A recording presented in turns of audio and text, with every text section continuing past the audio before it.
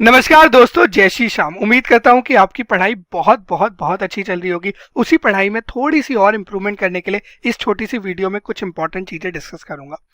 आज आपसे बात करूंगा कि आप स्टैंडर्ड और ऑडिटिंग बेस्ड जो क्वेश्चन आते हैं, केस स्टडीज आती हैं, आप उन्हें किस तरीके से लिखेंगे। देखिए, हमें भी पता है कहीं ना कहीं 50% प्लस का जो पेपर है वो स्टैंडर्ड और ऑडिटिंग का है, और रीसेंट जो ट्रेंड है वो कहीं ना कहीं आपका केस स्टडी बेस हो चुका है। आप देखो अपने पेपर को उठा के 60-70% प्लस पेपर जो डिस्क्रिप्टिव क्वेश्चन है वो आपको केस स्टडीज मिलेंगी, चाहे एसएस की केस स्टडी हो या किसी और चैप्टर की केस स्टडी हो। तो आज मैं सबसे इंपॉर्टेंट चीज आपसे डिस्कस करता हूं कि अगर ऐसे बेस केस स्टडी है तो आप उसका आंसर कैसे ड्राफ्ट करोगे। देखिए, जो सबसे पहली और सबसे इंपॉर्टेंट चीज है वो है क्वेश्चन की रिक्वायरमेंट को समझना। देखो, होता क्या है कि बच्चा क्वेश्चन को पढ़ता है, क्वेश्चन ने पूछा एक्स होता है, वो वाई समझता है और जेड आंसर करके आता है, ऐसे ही कभी भी पास नहीं करेगा। तो सबसे पहली और फोरमोस्ट रिक्वायरमेंट है ये समझना कि क्वेश्चन की रिक्वायरमेंट क्या है। तो क्योंकि जब तक रिक्वायरमेंट नहीं समझ पाओगे आप आगे बढ़ ही नहीं पाओगे। अब ये रिक्वायरमेंट ऐसा नहीं है कि अब मैंने बोल दिया और आपको समझ आ जाएगी, उसके लिए आपको थोड़ी प्रैक्टिस करनी पड़ेगी। आपको क्वेश्चंस पढ़ने पड़ेंगे, चाहे आप स्टडी मटेरियल के क्वेश्चन पढ़े, आरटीपीस के क्वेश्चन पढ़े, एमटीपीस के क्वेश्चन पढ़े, प्रीवियस ईयर के क्वेश्चन पढ़े, बट क्वेश्चन आपको पढ़ने पड़ेंगे, तभी आप क्वेश्चन को ढंग से पढ़ना सीख पाओगे। तो सबसे पहली चीज करो क्या, क्वेश्चन की रिक्वायरमेंट को समझना सीखो।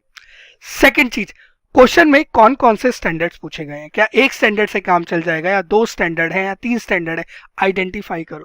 क्योंकि जब तक आप आइडेंटिफाई नहीं करोगे आप रेलेवेंट प्रोविजन ही नहीं लिख पाओगे। करेक्ट, तो इसीलिए आइडेंटिफाई करो कि क्वेश्चन में स्टैंडर्ड्स क्या पूछे गए हैं। देन आती है लिखने की बात। अभी तो आपने किया, क्वेश्चन को समझा, क्वेश्चन को समझने से समझ आ गया कि क्या पूछ रहा है, देन स्टैंडर्ड्स आइडेंटिफाई कर लिए। अब है स्टैंडर्ड्स को लिखना और उस आंसर को ड्राफ्ट करना। तो उसमें सबसे पहले जो रेलेवेंट स्टैंडर्ड है उसकी गाइडेंस लिखो। अब गाइडेंस का मतलब ये नहीं होता कि आप एज इट इज पूरा का पूरा टेक्स्ट उठा के बेयर स्टैंडर्ड उठा के छाप दो, वो तो देखो पॉसिबल भी नहीं है। अपने पास एक ऑडिट प्रोनाउंसमेंट की बुक है, 400 पेज के अराउंड की बुक है, 300-400 पेज के अराउंड की बुक है, पूरा का पूरा बेयर टेक्स्ट दिया हुआ है, याद कर लोगे क्या? नहीं है ना पॉसिबल। तो बेस्ट चीज क्या है, जो की पॉइंट्स है ना वो लिखो और अपनी लैंग्वेज पे लिखो। अपनी लैंग्वेज का मतलब ये नहीं होता कि बस अपनी लैंग्वेज में जो चाहे वो छाप दो। इसका मतलब है कि जो की पॉइंट्स है ना स्टैंडर्ड के, वो आपके आने चाहिए। बाकी आगे पीछे आप अपने शब्द डाल सकते हैं, कोई दिक्कत नहीं है। करेक्ट, जैसे अगर मैं बात करूं ऐसे 220 की, जहां पे हम बात करते हैं कि जो आपका एंगेजमेंट है ना वो professional standard, regulatory and legal requirement को कंप्लाई करे। करेक्ट, तो ये जो PSRL है आपको लिखना ही पड़ेगा वहां पे, नहीं लिखोगे तो आपको मार्क्स नहीं मिलेंगे। तो आपको की पॉइंट्स लिखने पड़ेंगे, साथ साथ आप अपनी लैंग्वेज में आगे पीछे का कंटेंट ड्राफ्ट कर दो। की पॉइंट के आगे की पॉइंट के पीछे जो लिखना है अपनी लैंग्वेज में लिख लो, बट की पॉइंट लिखना जरूरी है। तो जब आप इन केस स्टडीज का आंसर करेंगे तो सबसे पहली चीज है कि भैया स्टैंडर्ड का रेलेवेंट प्रोविजन लिख देना। सेकंड, जो क्वेश्चन का थोड़ा सा बैकग्राउंड उठा के लिख देना, ज्यादा लिखने की जरूरत नहीं है, इसके मार्क्स नहीं होते।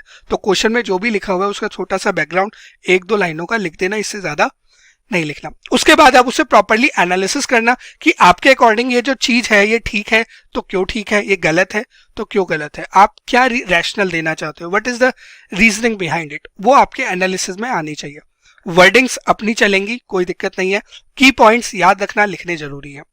चौथा, जो आपका कंक्लूजन है वो अलग से आइडेंटिफाइड होना चाहिए। जो भी आप कंक्लूड कर रहे हो कि जी फॉर्म के हिसाब से ये चीज ठीक है, या इस क्वेश्चन में ये चीज ठीक हुई है या ये गलत हुआ है, जो भी कंक्लूजन है उसको अलग से लिखो। क्लियरली लिखना बहुत जरूरी है ताकि चेकर को पता लग सके कि अच्छा ये आपका मेन आंसर है।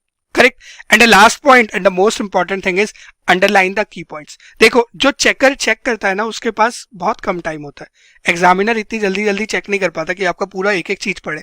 अगर आपने की पॉइंट्स हाईलाइट कर रखे हैं तो वो उन की पॉइंट्स को देखेगा, उसके बेसिस पे असेस कर लेगा कि आपने आंसर क्या लिखा है, समझ जाएगा और अकॉर्डिंगली मार्क्स देगा। तो अगर आपको अच्छे नंबर चाहिए तो दोस्त एसेस को लिखना, उनके नाम और नंबर लिखना, अंडरलाइन करना की पॉइंट को, और कंक्लूजन जरूर लिख के आना। अगर आपने इतना काम कर दिया, बिलीव मी दिस थिंग, अगर आपकी केस स्टडी 5 नंबर की है तो 3 से 4 नंबर कहीं नहीं जा रहे आपके।